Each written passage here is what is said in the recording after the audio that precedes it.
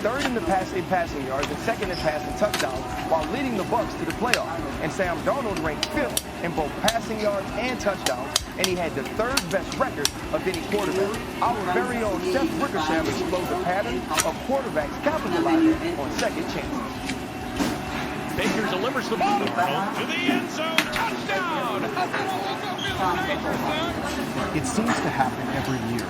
A quarterback, once highly touted and then cast off and labeled as a bust, reemerges with a new team and becomes a new kind of promise. I want to go somewhere that we can win right away, and this is that place. Think Geno Smith, or Sam Darnold, or even Baker Mayfield. Baker throws toward the end zone. Receiver caught, ball, touchdown, Tampa Bay. A great throw by Baker Mayfield. Today's NFL operates on a whole economy of second-chance quarterbacks. They might not be destined for the Hall of Fame, but they have fought and sacrificed and earned their place in a league that loves to label guys and is always quick to move on. And it's not a new phenomenon. Jim Plunkett was the top overall pick by the lowly Patriots in 1970. He spent the early part of his career running for his life and was sacked 133 times in his first 4 seasons. Years later, when nobody else wanted him, Al Davis and the Raiders saw in him the kind of experience that only comes to the stars. They signed him on the cheap and won 2 Super Bowls. Just win, baby. If a guy doesn't work out right away, even if he's in an unmistakably bad situation, there's a tendency to write him off forever.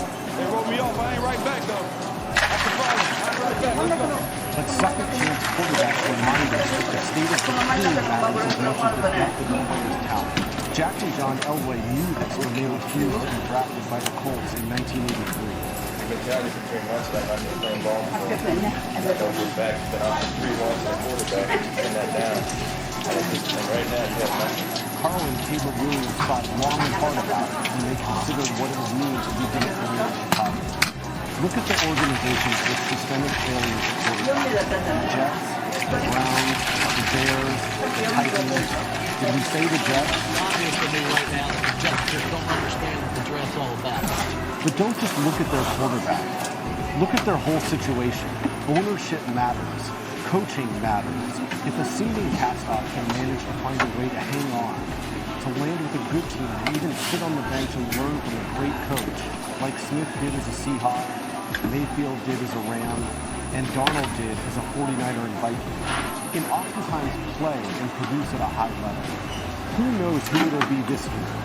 Maybe Justin Fields or Daniel Jones. I understand this league and how it works, and you've got to perform at a high level week in and week out. But they're important stories too.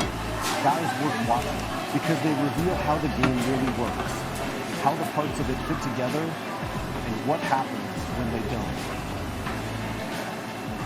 We're joined by Seth Wickersham, man. You know, in order to have a second chance, that means the first one didn't work out. Seth, why do you think teams are so impatient when it comes to quarterbacks? Well, really quick, I know it's a big day for tight ends, but Travis Kelce, high school quarterback. Yeah. Hey, I tell you what. I think there's other news as well. I think that context matters, and as much as we like to pretend that it doesn't, it really does. And just what we said in that piece, like, stability matters. And as few quarterbacks are good in the NFL, and as few become great, there are about the same number of coaches who know offense and know how to coach the position and know how to scout it. And I think that, like, we forget, we're so quick to write these guys off as busts when they're in systemic problems. And again, if they can go to a team and learn from a really good coach and get a little bit of a reset, I think that, like, there's an entire economy that's proven that's like a place for these second chance guys. Yeah, I think one of the points that Seth makes is, like, this is not be disrespectful, but I just don't think a lot of people know how to truly coach the position, you know, and truly understand the tax that's on those guys. And one of the things I see is all those guys you kind of talked about are big-time early draft picks. Yeah. So there's talent there. Why did they make it at the second spot? Number one, they don't allow that first failure to break them. I think doubt becomes a very real thing for those young players. And, you know, a lot of guys cave to it as maybe I can't play. Maybe I don't belong. And so those guys like a Baker Mayfield dude that never allowed that to become a part of his life. Doubt never became the thing that was overwhelming. And so he constantly got better and constantly improved because he believed in himself. And then I think Seth hit it on the head. It's like where you go is a huge, huge, huge part of that. I mean, you got these players all had better coaching, better situations, better support, better players around you. And so there was always the talent. I say this all the time. One of the mistakes when drafting and evaluating quarterbacks is you don't look at the bad stuff. If you don't get rid of the bad stuff in these quarterbacks coming out of college, the good stuff will never consistently show up. And I think a lot of teams like run from that. A lot of evaluators and coaches run from that because they're scared of it and they think it's not real. Yeah, you know, Seth, these guys, Baker Mayfield, Sam Darnold, Geno Smith, they aren't the only guys that failed at their first chance. And not all of them get an opportunity to make that second chance work. What do you think it is about some of these individuals, some of those characteristics that allow them to shine against you? I mean, it's exactly what Dan said. They didn't get broken.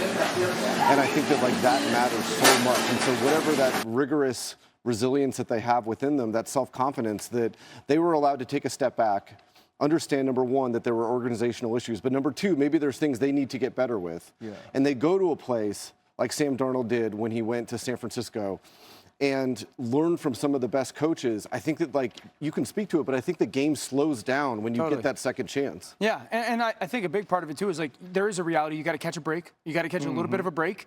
You know, you got to go to the coach. Also, going to a coach or a place that after you fall flat on your face, having a coach and organization, GM, pick you and be like, nope, I still think you're going to be good. Yeah. I still believe that you have the talent to be a starter in this league, like Sam in San Francisco, like Baker at Carolina, and then at Sean McVay, like Geno. We sat with Pete Carroll when he handed over the keys to Geno, essentially, and he was like, he's got it. Geno Smith's going to be our guy. I think it also matters, though, when coaches don't care how you got there. Yeah. Right? So many times it's like, I didn't draft this guy. He wasn't my dude. It's about having the opportunity. And without the opportunity, whether you're Sam Darnold, Baker Mayfield, or Geno Smith, you don't get to have that turnaround that we've seen these guys have.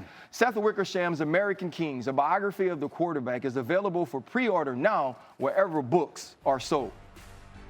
Appreciate yourself. Thank you so much. Now, still to come, apparently Jalen Milroe is too good to keep on the pine. Yep. So will we see, or when will we see the newest Seahawk